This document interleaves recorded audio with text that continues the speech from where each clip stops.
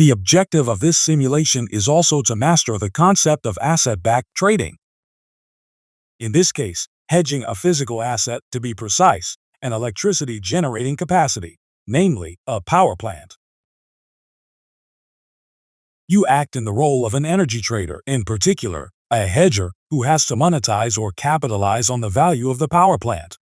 You can transact 3 futures contracts, underlying respectively electricity or power, natural gas, and emission rights.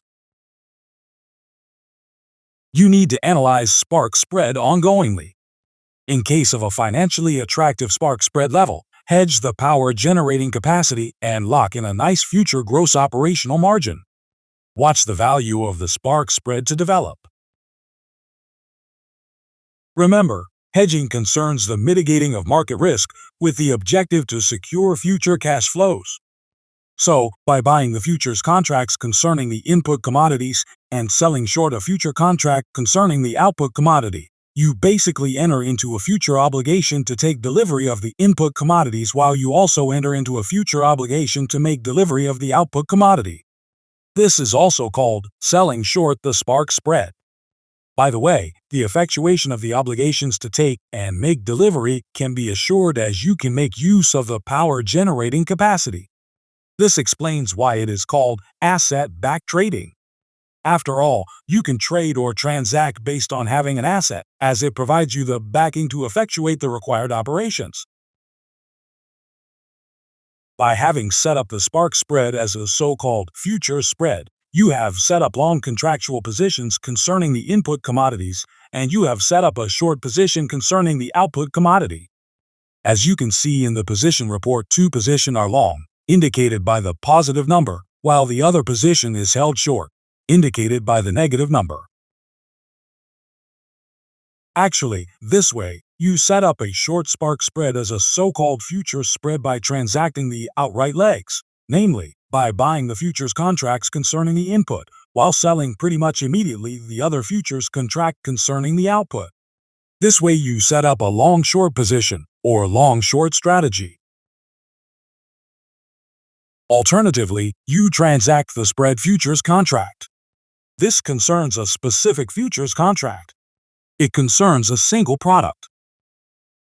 Exactly this can also be seen in the transaction log. Here, the one product appears. And you will see it in the position report, namely one position only.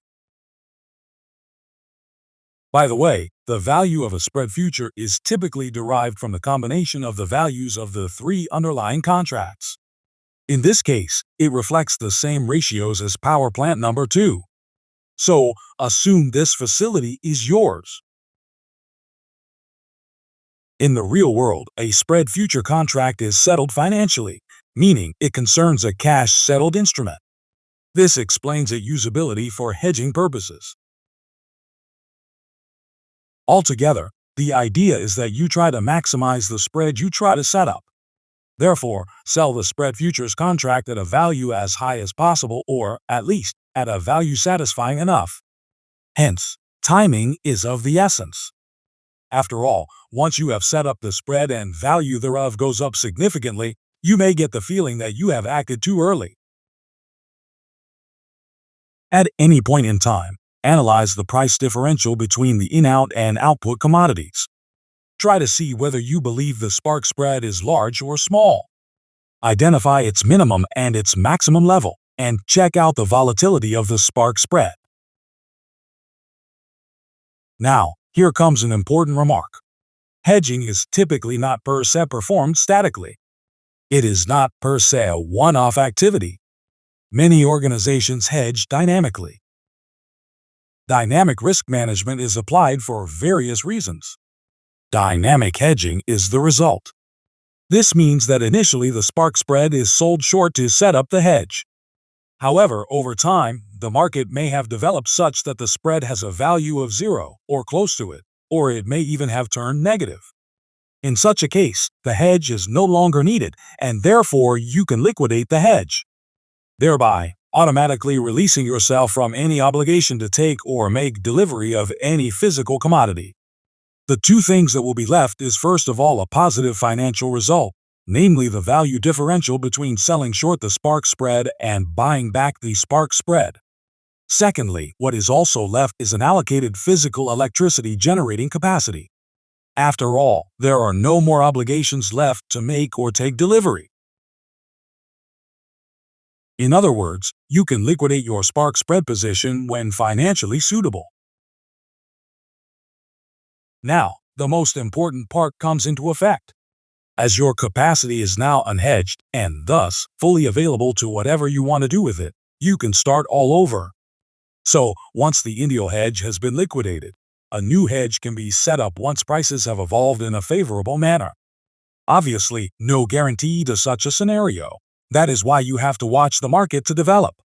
Ideally, the liquidation takes place when the spread has gone down to zero or even negative.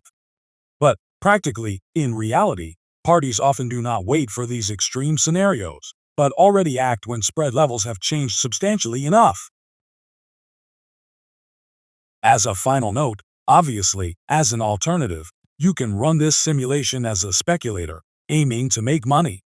In such a case, you assume to be a non-physical player, but a financial player. Hence, assume you do not have any electricity generating capacity available, but are just in the game for a financial benefit. In this case, you can buy and sell the spark spread futures contract. Hence, set up a position and liquidate it. You can do this over and over, every time trying to add a realized profit. In this scenario, obviously, it could also appear that the market may move against your position so that you face a loss instead of a profit. Just try your best.